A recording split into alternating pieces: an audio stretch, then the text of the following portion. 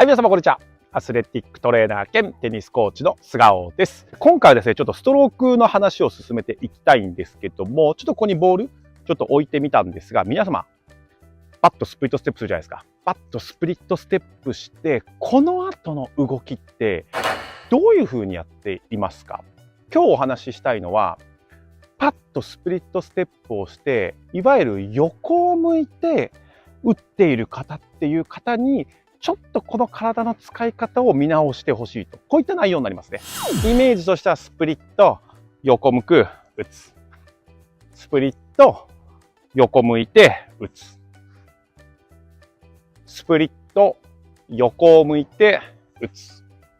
いかがですか？今みたいなイメージでストローク打ってる方いらっしゃると思うんですけども、いつもね、スポーツに正解はないとかね、人それぞれだとか言っている僕が言うのもなんなんですが、できればですね、このストロークに対して横を向くっていう感覚意識は、個人的にはやらない方がいいと思います。もちろん理由はたくさんあるんですよ。今言ったようにたくさんあるんですよ。たくさんあるので、これ多分ね、シリーズ化していく必要があるのかな。なんでコートに対して、ストロークに対して横を向いてはいけないのか。みたいな形のトピックをちょっと進めていきたいんですが、今回お話ししたいのは結構シンプルで、いわゆるストロークで皆さんいいボール打ちたいじゃないですか。例えば速いボールとか、スピンしっかりかかったボールとか、重たいボールとか。要はスイングスピードを上げていきたいっていう時に、横を向いてしまうと出ないとは言わないですよ。出ないとは言わないんですけども、私がイメージしている使い方よりパワーが、スイングスピードが上がりづらいっていうところが今回のミソになるんですね。他の動画でもですね、説明をさせていただいたんですが、いわゆるこの打点、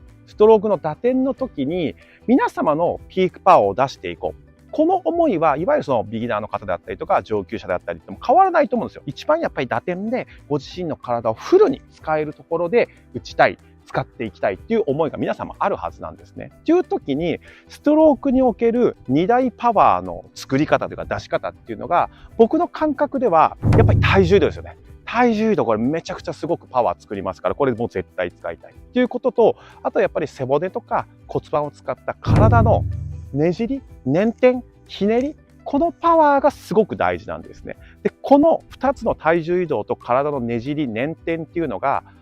横を向いてしまうと出ないとは言えないんですけども、おそらく僕が今から説明する感覚より確実に出しづらい。だから横を向くのを避けましょうと、こういった話になるんですね。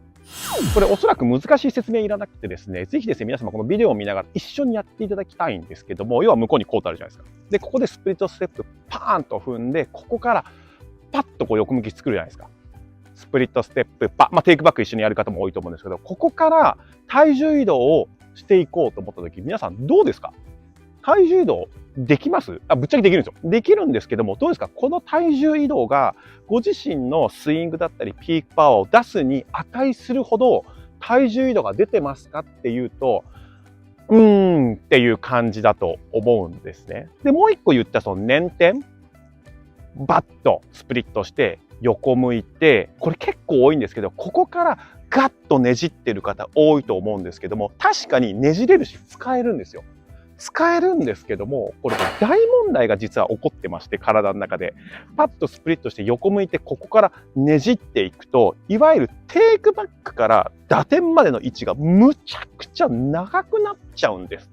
で、物事、短いより、そこに行き着くまでに長い方がやっぱり難しいんですよ。ズレも起きやすいし、なんならテニスだったら来るボールに対して大きいところから合わせろって考えた時に、ちっちゃいところから合わせた方が、この距離が短い方が合わすのは単純に簡単じゃないですか。にもかかわらず、横を向いてねじってしまったら、テイクバックから打点までの距離が長いから、難しくなるよねっていうのが単純な話だし、もう一個は、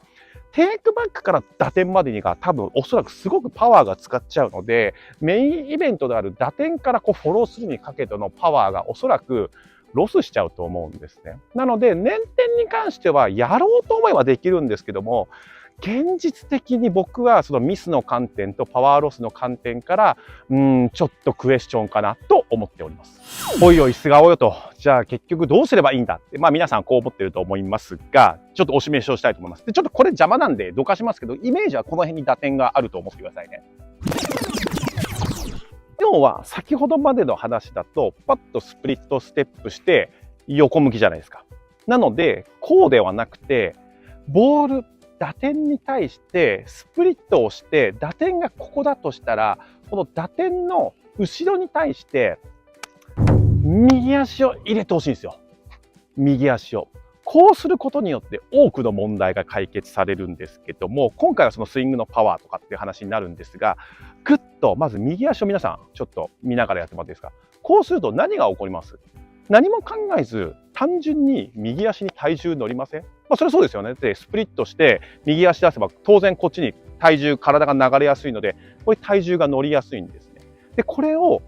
パッと横に向いちゃうと右足に体重が乗ってるかって言ったらやっぱり乗っていないんですね。なのでまず最初の覚え方、入り口としてはスプリットして打点の後ろに、ボールの軌道上の後ろに右足を入れると。もちろん左利きのフォアの方は左足ですよ。これ逆なんですけども、右利きの場合は右足を入れると。で、ここに体重が乗って、この後に左足を合わせるように入れてくれば、ここでグッてこういう体重移動が発生するんですね。ちょっと向こう向きでやると、打点がこの辺だとしたら、この辺の後ろにグッと右足を入れて、ここに体重が乗ったことに対して左足に乗せてきてスイングしてくる。これが横向きだとできない一つ目の理由になります。で、ひねりの観点も基本的にやり方は一緒なんですね。打点のボールの軌道上に右足をパッと入れると。で、先ほどは体重移動の話だったんですけども、ここからちょっと意識をですね、上半身の方に移動してもらって、骨盤ないし背骨、これ人によっては感覚が違うんですけども、これをねじっていくんですね。で、これって、おいおい、体こっち横向いてるじゃんって思うかもしれないんですが、これですね、全然横向いてるわけじゃないんですね。確かに胸とかお腹はこっち横方向向いてますけども、これはあくまでひねった状態で体が結果こっちを向いているっていうわけなので、ここからパッて横向いているっていうことと、これは全然違う。要は感じてもらえると思うんですけども、体横向いたって、ここにねじり何にもおそらく感じないですよね。それはそうですよ。ただ横向いているだけなので。しかし、右足を入れて上半身をグッと入れてくると、これはひねった状態で体が、胸が、お腹が向こう向いているっていうことなので、これはもうね、全然意味が違うんですね。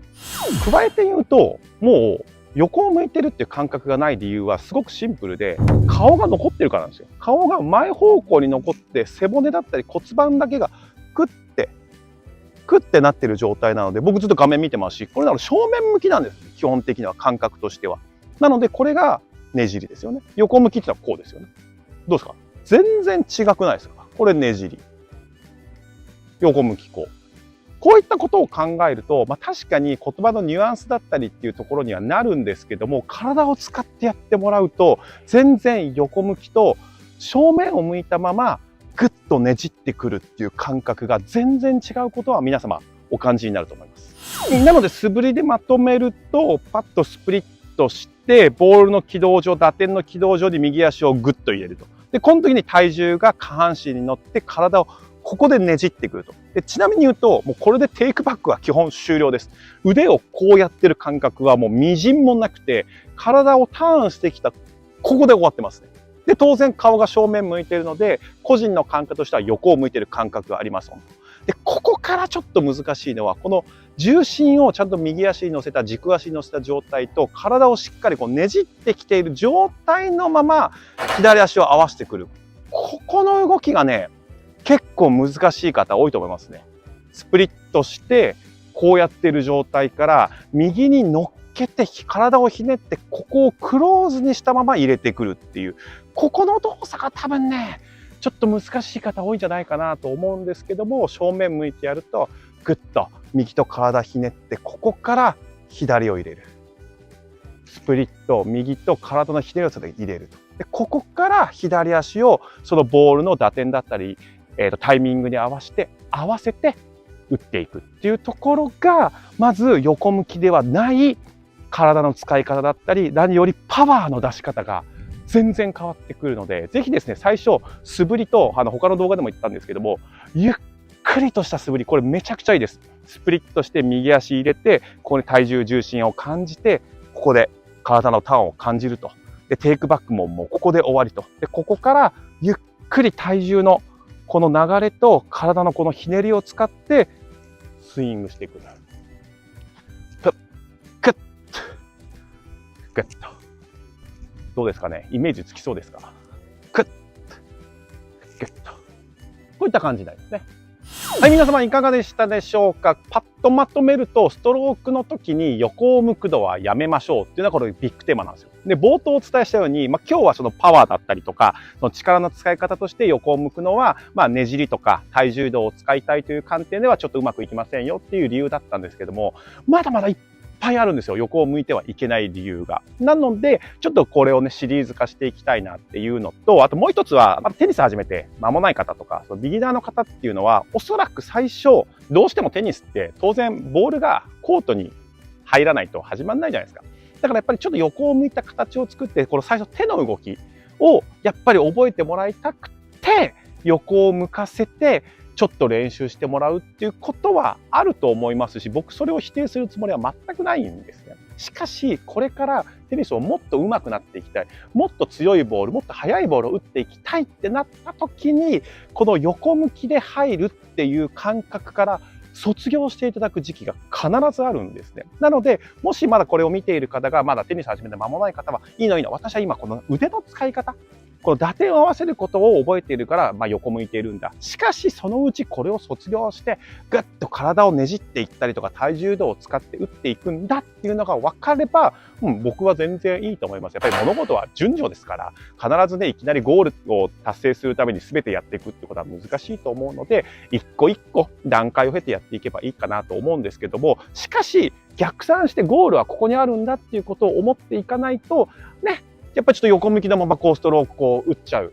ケースがどうしても増えていって打ち負けちゃったりとか、食い込まれちゃったりっていうことが将来待ち構えている可能性があるので、ちょっと軌道に対して右利きのフォアなら右足を入れていく。ね、左利きの人だったら左足を入れていく。バックはその逆ですけどね。っていうことでちょっと覚えていただくと、これからね、ちょっと取っていこうと思っているシリーズに対して合点が合っていくんじゃないかなと思うので、今回はですね、そういった形で体重移動とひねりを使いたいために横を向かないようにっていうことで、まとめていただければ大丈夫かと思います。ということでですね、責任を持ってですね、これシリーズ化にしていきたいと思いますので、ぜひですね、また次の動画楽しみにお待ちいただければと思います。ということでまた次の動画で会いましょう。さよなら。